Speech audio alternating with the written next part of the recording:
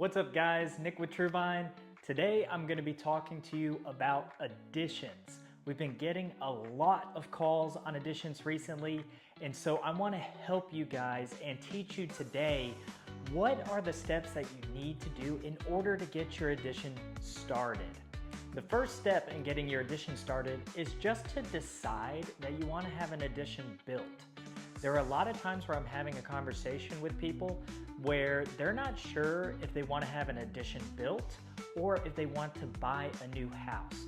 So this is a very important part, because if you don't know if an addition will meet your needs, then buying a different house could be a better solution for you. And here's why. Additions are expensive. I get it. It's a lot of money.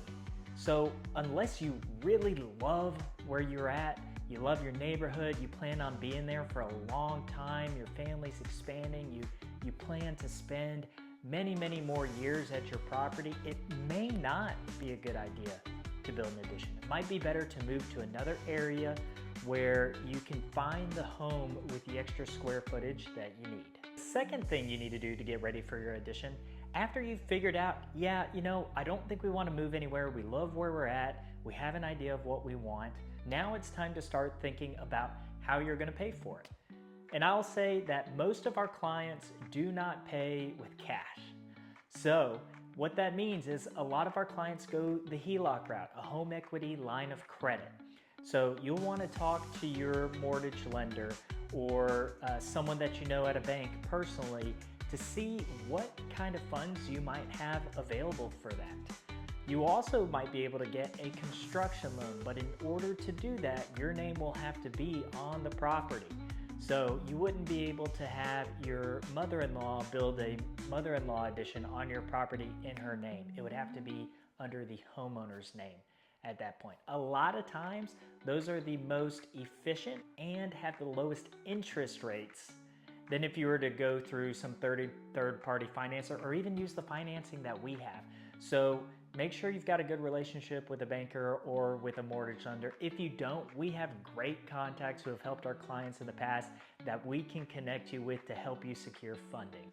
And once you've decided that you want an addition built, that you have an idea of how it's going to be funded, now it's time to call contractors. So most of the time you think, hey, I want to have a project done. Let me call a contractor and see how much it's going to cost. An addition is a little bit of a different animal. On our website, we have different price points of where our clients have invested things in the past, but those could vary widely based on what you have in mind specifically. So when you first start talking to contractors, they're not going to be able to come right out, look at your space, and give you an estimate. But you want to start talking with contractors. You want to make sure that they're properly licensed and insured. This is not a project where you want to hire Joe Blow down the street. And here are some things to look for when you're talking with a contractor about the addition. Are they talking about pulling permits? Are they talking about building plans? In order to get a proposal from a contractor that is down to the dollar, you're going to need a set of architectural plans that they can look at to see how it's going to be built, that you have every detail figured out beforehand. Most of the time that comes with an investment. And so that's why you want to talk to contractors at this stage. Talk with people who you feel like are knowledgeable, who understand your needs, who are willing to give you their insurance, license info, any other credible information that can prove that they are capable of doing the job before you get started collecting those bids. After that, it's time to get your plans made. So you've talked to a bunch of different contractors, you found out which one can meet your needs the best, and you've got a general idea of what it's going to cost, how you're going to pay for it, but we need to get that nailed down. So now it's time to make an investment with a contractor. It is time to get your architectural plans made.